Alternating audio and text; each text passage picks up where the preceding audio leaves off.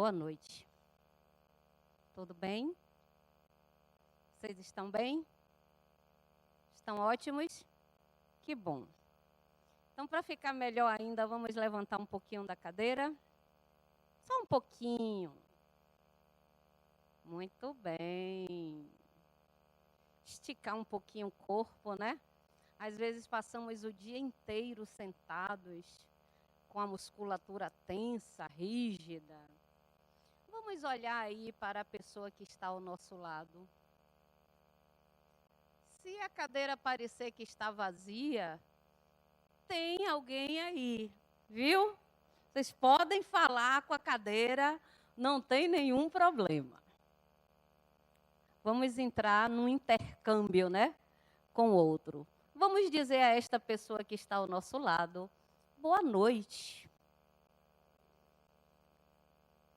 Muito bem. Podem sentar, por favor. É bom fazer isso? Não é? É muito bom. Trocar com o outro é algo extremamente gratificante. Seja um aperto de mão, seja um olhar, seja um sorriso. E nós vivemos muito carentes deste contato mais próximo com o outro.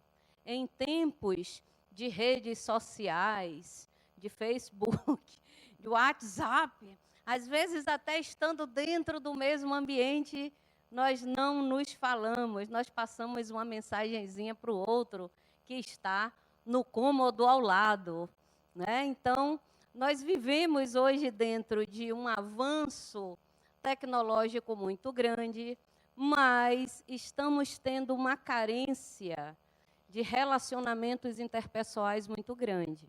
Então, eu gosto sempre de promover este momento de integração e de intercâmbio com as outras pessoas. Imaginem vocês que eu, olhando aqui de cima, eu posso calcular que nós tenhamos o quê? Umas 80 pessoas ali?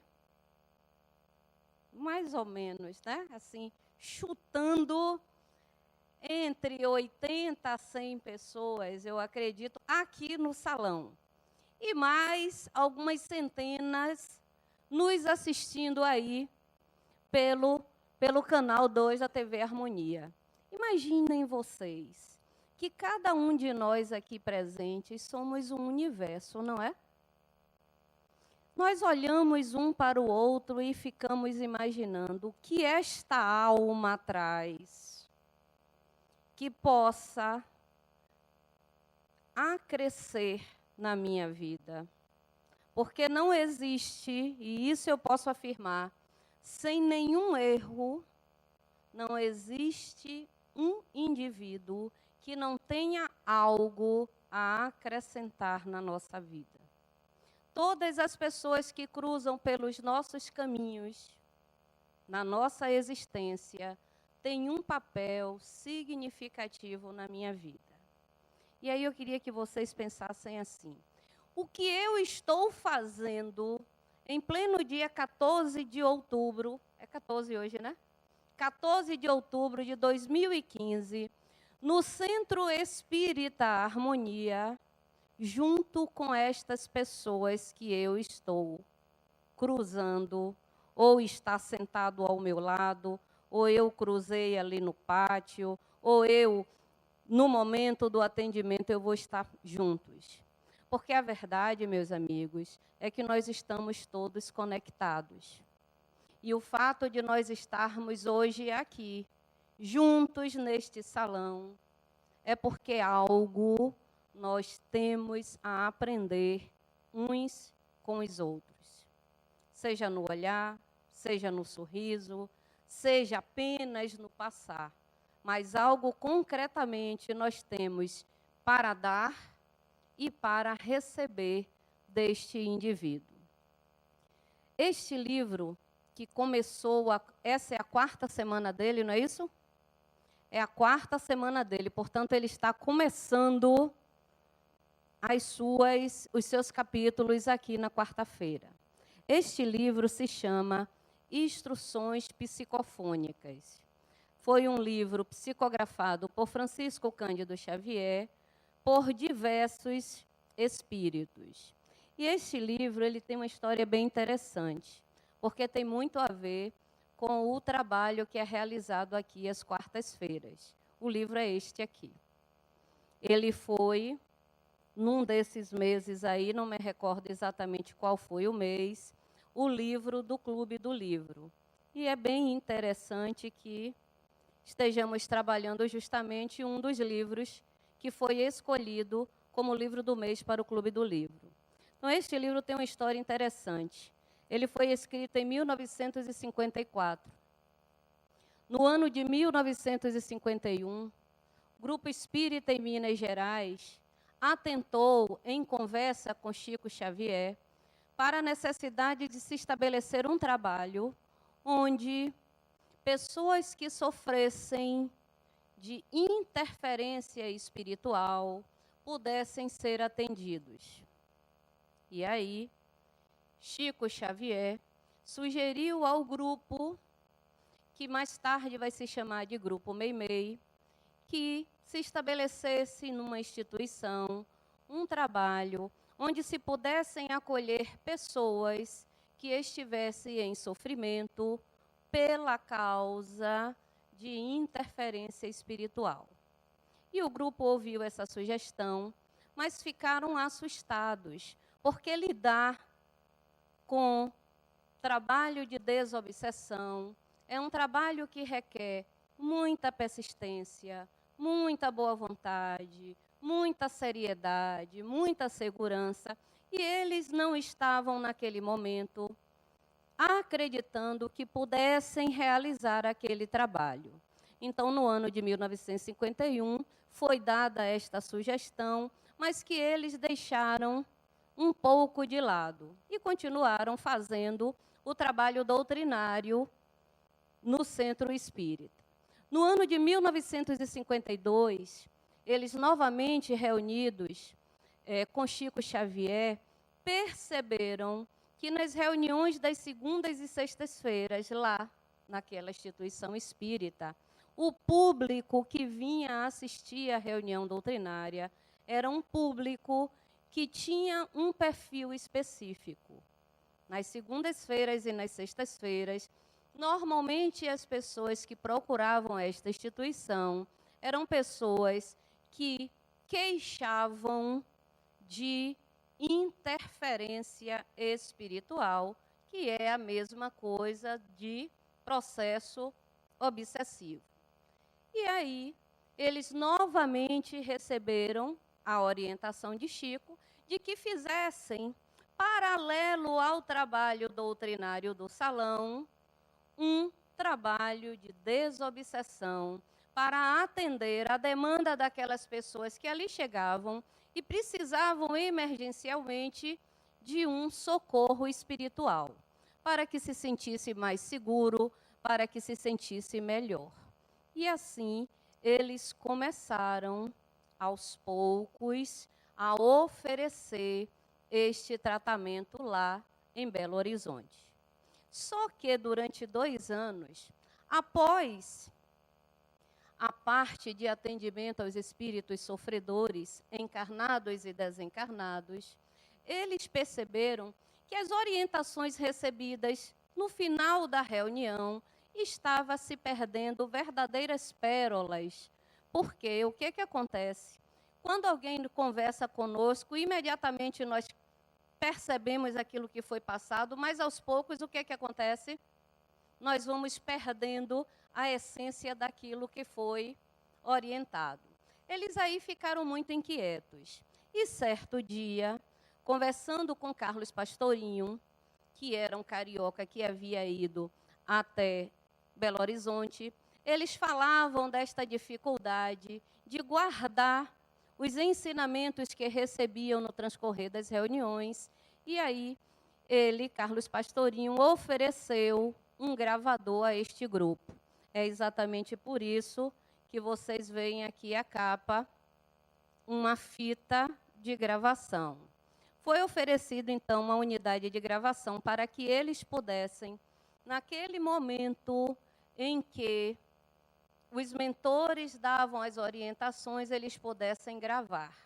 Desta forma, eles foram gravando as mensagens e, após terem gravado durante algum tempo, eles escolheram algumas mensagens que estão transcritas aqui neste livro, chamado de Instruções Psicofônicas. Recebe esse nome exatamente porque foram mensagens passadas por psicofonia, cujo médium foi Chico Xavier, certo? Então, vocês, aqui na quarta semana, vocês estão tendo uma quarta mensagem. Nesta noite, a mensagem chamada No Intercâmbio foi passada pelo irmão de Chico Xavier, que havia sido um colaborador do grupo e que havia desencarnado no ano de 1939.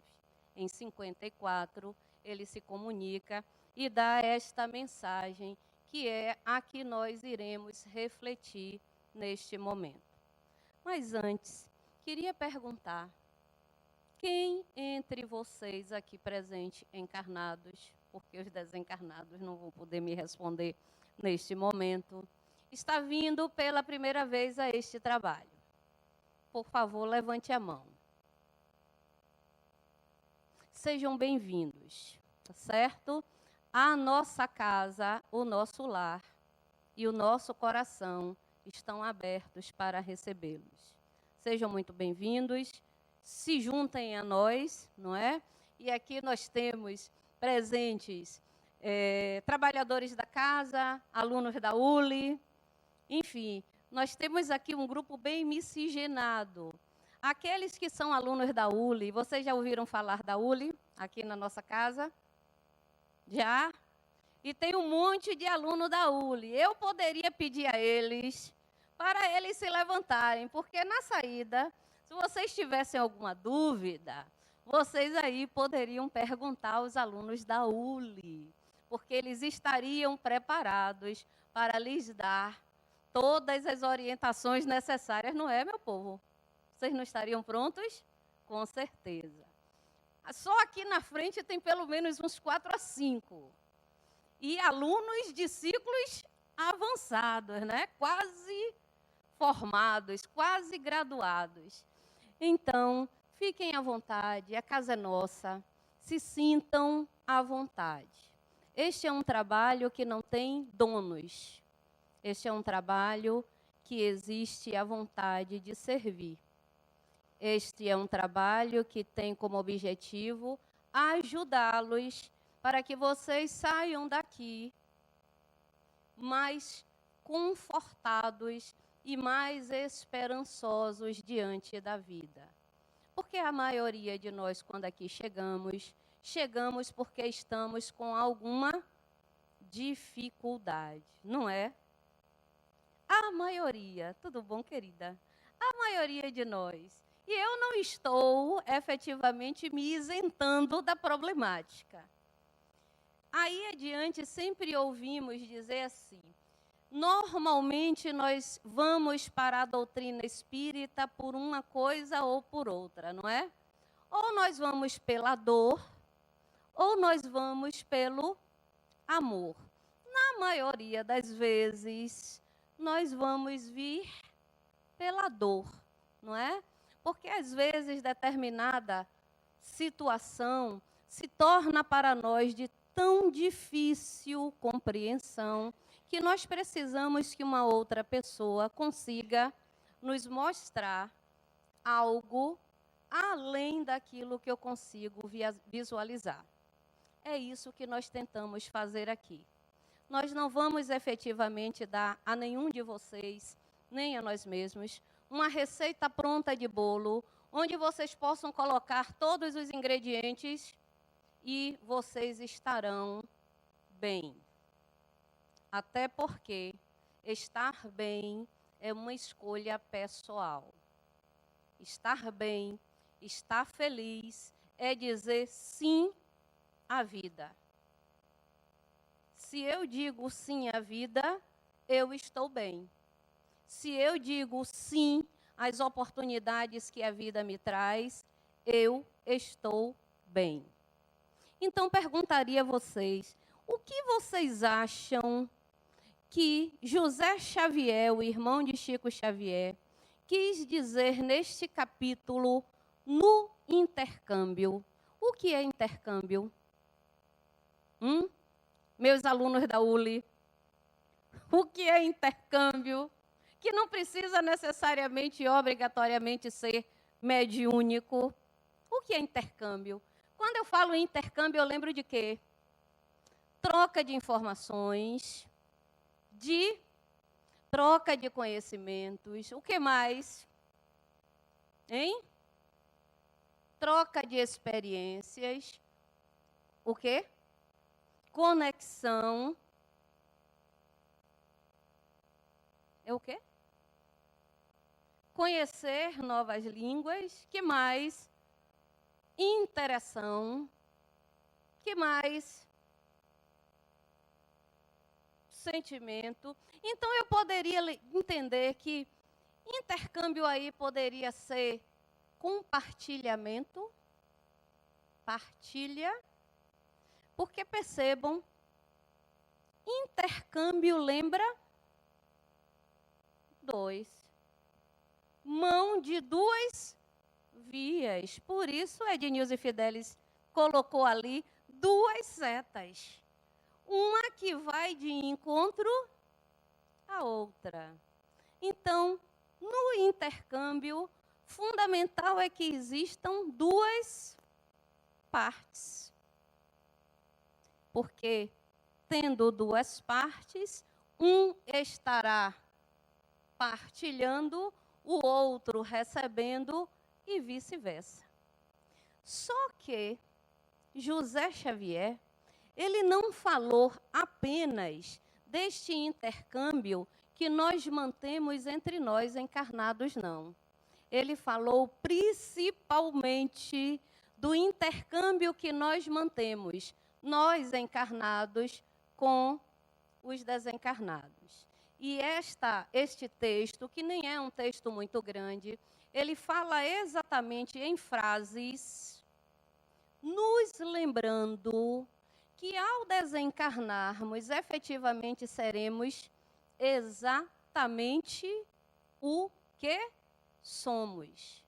Aquilo que acreditamos, aquilo que sentimos e as nossas ideias, nós vamos levar. Portanto, quando desencarnamos, não somos santos, nem somos demônios. Somos nós, na íntegra, como somos aqui e agora. E aí, nesse sentido, ele nos chama a atenção de que, efetivamente, nós vamos estar convidando para a nossa companhia todos aqueles indivíduos que pensam, que sentem igual a mim. Porque o que nos difere é o fato de nós que aqui estamos com um corpo físico estarmos encarnados e os que não estão com o corpo físico estão desencarnados, mas que são indivíduos que têm qualidades e que têm o que ser trabalhado. Então, neste capítulo, ele vem trazendo algumas frases que eu coloquei apenas as mais significativas em 2 slides, para que vocês possam refletir, para que nós possamos refletir. Mas antes de colocar esses 2 slides com as frases do livro, para pensarmos um pouco, eu queria que vocês me dissessem, se desejarem, o que vocês entendem por obsessor.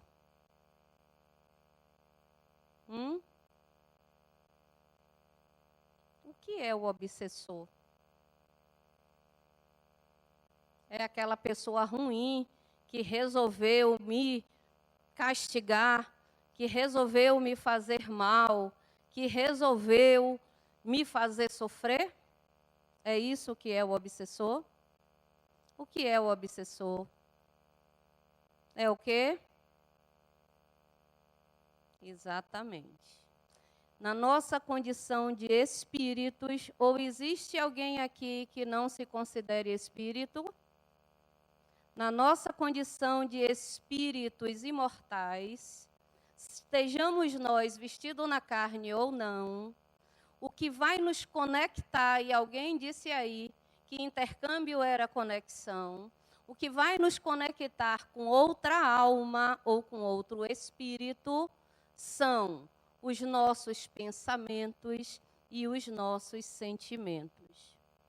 Porque entre nós existe uma coisa que nós chamamos de lei de afinidade, que atrai todos os pensamentos, e lei de sintonia vibratória, que atrai todos os sentimentos e as emoções. Ou seja, iguais se atraem, diferentes se repelem.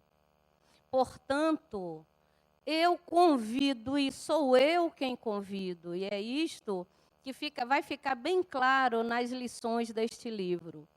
Eu convido para o meu campo psíquico todos os indivíduos que comungam com pensamentos e sentimentos similares ao meu.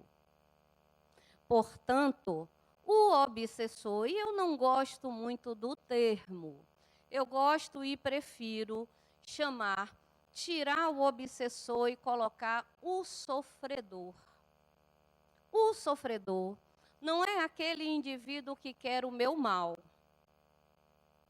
O sofredor é o indivíduo que se conectou a mim, seja pela forma como eu penso, ou como ajo, ou como sinto, seja por ações passadas que nos conectaram.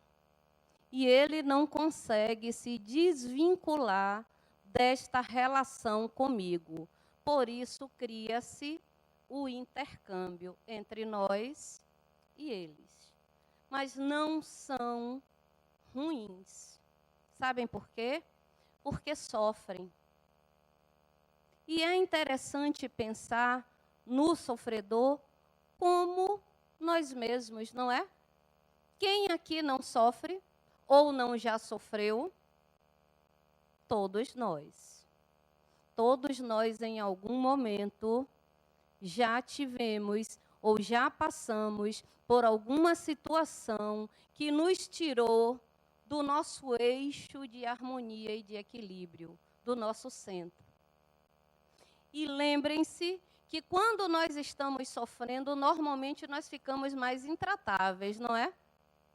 Nós ficamos fáceis de relacionar quando estamos com alguma dificuldade. Se estamos com dor física, nós queremos imediatamente que alguém nos ajude para que aquela dor passe. Se estamos com alguma dor emocional ou psíquica, nós queremos que alguém nos ajude. Não é por isso que a maioria de nós estamos aqui? Eles também. E às vezes se aproximam de nós porque nós baixamos a nossa vibração no dia a dia, nas nossas dificuldades, que não são poucas, e eles se aproximam de nós não para nos prejudicar, mas para pedir ajuda. Só que como eu também não estou bem, ao invés de conseguir ajudá-los, eu também me desarmonizo. Foi por isso que foi criado este trabalho lá em Belo Horizonte, Minas Gerais, em 1952, para ajudar a todos nós, bem como esta instituição também nos patrocinou 3 atividades que possam nos ajudar. Eu até dizia na sexta-feira, que fui eu quem fiz o trabalho com eles, que nós temos aqui, na verdade, não são 3, são 4 atividades distintas. Eu vou falar delas e vou perguntar se vocês já vieram em alguma delas. esta atividade doutrinária de quarta-feira. Vocês estão, não é isso? Atividade doutrinária de quinta-feira. Quem já participou? Algumas pessoas. A atividade doutrinária de sexta-feira. Quem já? Algumas pessoas. A atividade doutrinária de sábado de manhã, chamado de Evangelho. Algumas pessoas. Vocês já observaram que quando nós chegamos aqui e nós pedimos ao outro, nos ajude, normalmente eles nos indicam um conjunto de tratamentos que perpassam pelas atividades doutrinárias, bem como as atividades práticas, por exemplo, de fluidoterapia, porque o objetivo é nos ajudar a fortalecer o nosso psiquismo, para que nós possamos, fortalecendo o nosso psiquismo, nós pensarmos melhor e automaticamente sermos mais donos das nossas emoções. Porque desta forma, eu só vou atrair efetivamente espíritos desencarnados que estejam também em harmonia. Conseguem entender que nós temos uma grande responsabilidade diante da nossa felicidade? Porque cada momento que eu saio da harmonia que eu deveria existir e eu entro em processo de desequilíbrio, seja emocional, seja por através daquilo que eu penso e ajo, automaticamente eu fico enfermo. E às vezes esta enfermidade alcança o meu corpo físico e às vezes esta enfermidade alcança tão somente o meu emocional. E é neste momento em que eu estou fragilizada que outras inteligências também em sofrimento e fragilizados conseguem se aproximar de nós. Como nós não estamos bem, nós ficamos ainda um pouco menos saudável. Então, um trabalho como esse não tem a importância e nem tem o papel de me transformar naquilo que eu não sou, mas tem o objetivo de me ajudar a pensar de uma forma diferente. Porque no momento que eu mudo o meu padrão de pensamentos, automaticamente eu consigo ver oportunidades que antes eu não conseguia ver. E isso cabe a cada um de nós. No contexto deste livro, Instruções Psicofônicas, o que fica bem claro e que os espíritos querem passar, e aí nós temos comunicações de espíritos como Bezerra de Menezes, Meimei, Sheila, Emmanuel, que diz o seguinte: o trabalho existe e está à disposição de todos. Concordam? Mas se o indivíduo não se ajudar, ele vai fazer um tratamento, ele vai fazer 2, ele vai fazer 3, ele vai fazer 4, ele vai passar sua existência fazendo tratamento e as coisas não mudam. Por quê? Porque ele ainda não decidiu e fazer as escolhas que lhe tornem uma pessoa mais feliz. E nesse momento que eu estou falando, eu pergunto a vocês: qual a nossa opção de vida? Não é sermos felizes? É ou não é? Não é isso que nós queremos? O que eu quero na vida é ser feliz e tornar as pessoas que convivam no meu entorno pessoas felizes. E o que é a felicidade se não um estado pessoal de bem-estar? Felicidade é bem-estar. Existe um autor espiritual que diz que felicidade é ser saudável.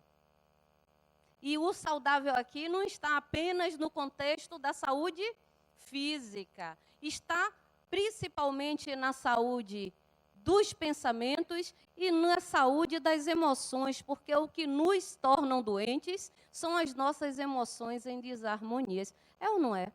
Não é.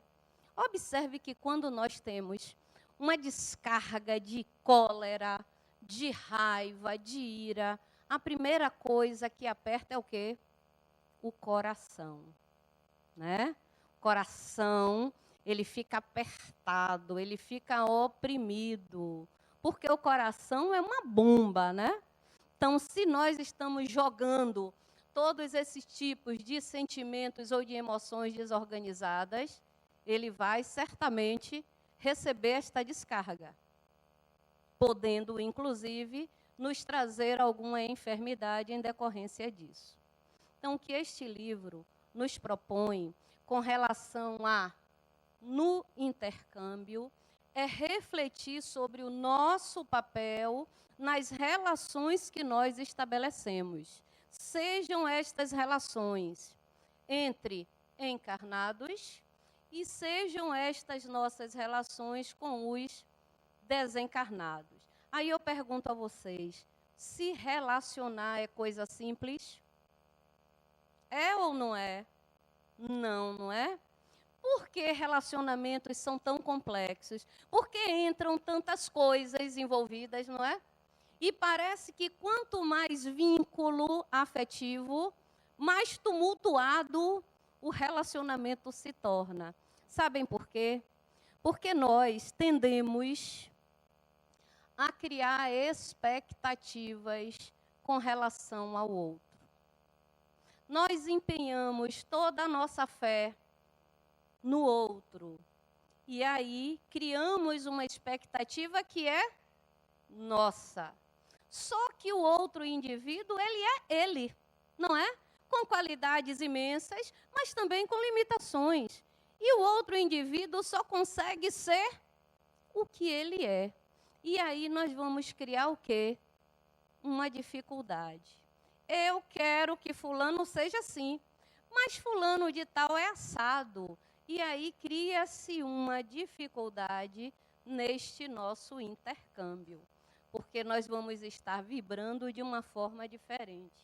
Então eu convido vocês, e isso é um exercício que eu procuro fazer, de entender que o outro indivíduo, seja ele quem for, companheiro, companheira, filho, pai, mãe, irmão, tio, prima, afilhado, vizinho, colega de trabalho, líder de trabalho, o que quer que ele seja na minha vida, ele está ali representando o que ele consegue ser. E nem sempre o que ele consegue ser é o que eu gostaria que ele fosse. Mas o mínimo que eu posso fazer por mim e pelo outro indivíduo é respeitá-lo na sua dificuldade. Aceitá-lo, na medida em que também eu desejo que os outros me aceitem como eu sou. Não dizemos isso o tempo todo? Eu sei que eu não sou uma pessoa muito fácil, mas, por favor, me aceite como eu sou. E por que eu não posso fazer isso com os outros? Não é? Ontem, lá em casa, eu tenho uma neta de 11 anos. E, na Semana da Criança, sempre vem uma atividade que pergunta-se à criança quais são os seus direitos, não é? E os seus deveres. Ela aí colocou assim, que os deveres dela, ela restringiu apenas um. O direito dela é ter lazer. E quais os seus deveres? Não sei. Puxa, Bia, fácil. Você só tem como direito se divertir e dever você não tem nenhum.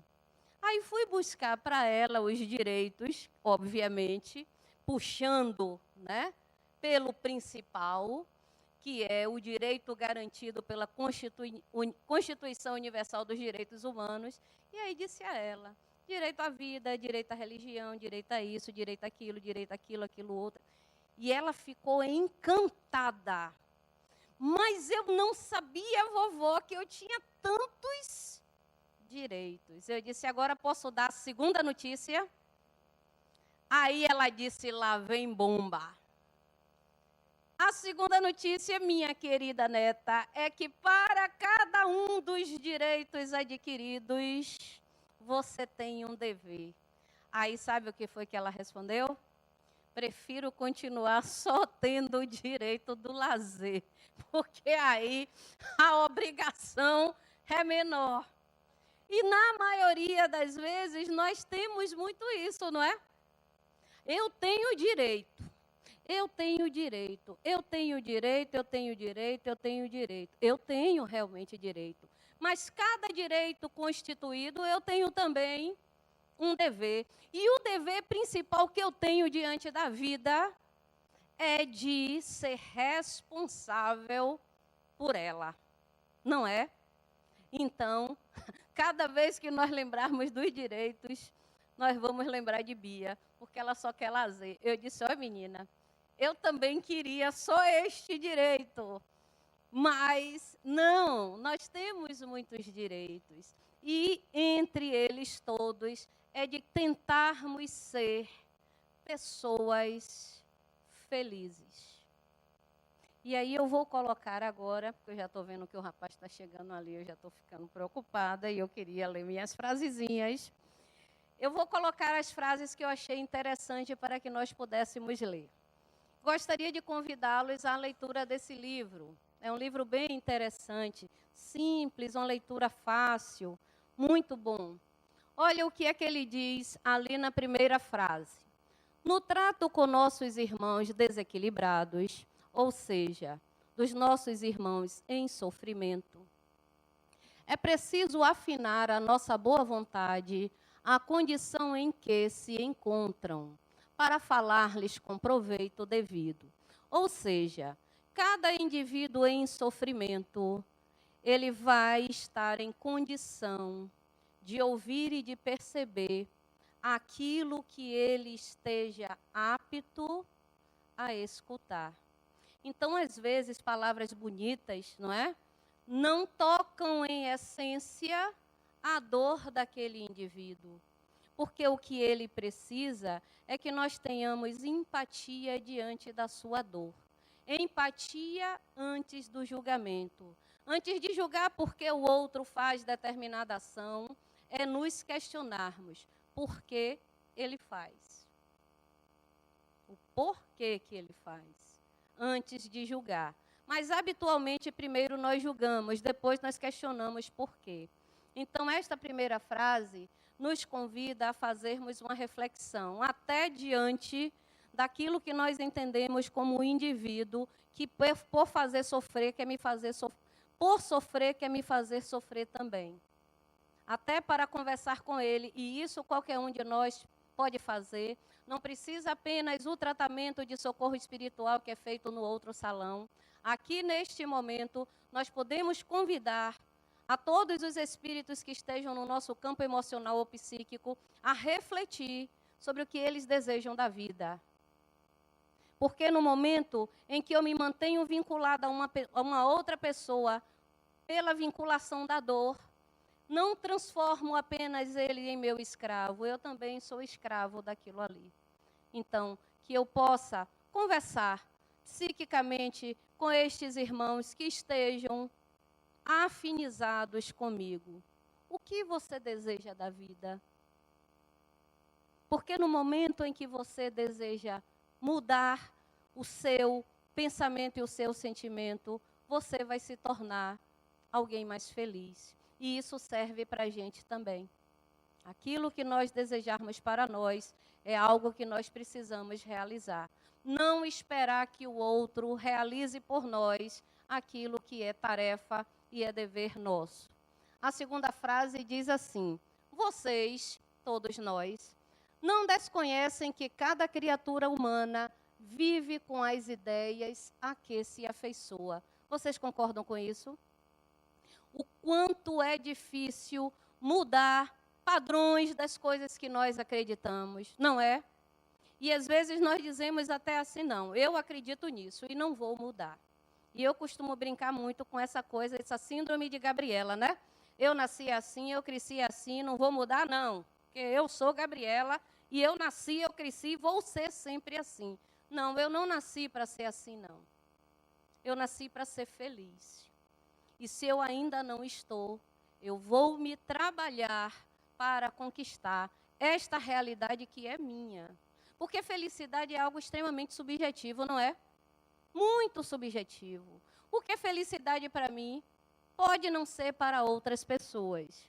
Temos milhares de irmãos escravizados à recordação de que foram no passado, mas, ignorando a transição da morte, vivem por muito tempo estagnado em tremenda ilusão. E quantos de nós ainda nos iludimos pelo status que conquistamos, nos esquecendo que nós somos espíritos. Todas as conquistas terrenas eu vou deixar.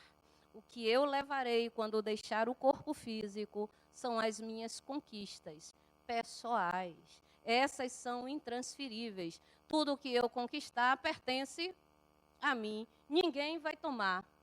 Ninguém, nem as traças vão roer. Sentem-se donos dos recursos que perderam de há muito e tiranos de afeições. Essa é a questão do cobrador espiritual. Porque eles se dedicaram muito a outros indivíduos, a outrem, criaram muitas expectativas com relação ao sentimento doado e não se sentiram retribuídos nos seus sentimentos. E por sofrer, fazem sofrer. Sentem-se vivos, tão vivos como na época em que se embebedaram de mentira, de fascinação e poder. Querem apreço, consideração, apoio e carinho. E é tão somente o que todos querem. E nós também. Não é isso que nós queremos? Nos sentirmos pertencentes a algo ou a alguém, os desencarnados também. E aí ele encerra dizendo assim: não nos esqueçamos de que somente a simpatia fraternal pode garantir a obra divina do amor. E nesse momento que os amigos já chegaram ao salão, eu convido vocês a uma reflexão diante da vida. Digam sim à vida. Digam sim. Sorriam. Sorriam. Acordem com um sorriso nos lábios, porque o dia de hoje, ele é singular. Ele não se compara a nada que eu vivi ontem, e até o momento que eu coloque a cabeça sobre o travesseiro, eu ainda posso mudar a minha história de vida. E o amanhã é incerto, mas é algo que eu posso começar a construir a partir das minhas atitudes de hoje. Desejo a vocês uma noite de muita paz, de muita harmonia. Muito obrigada pela oportunidade. E daqui para diante a gente se vê um pouco mais por aí. Muita paz e muito obrigada.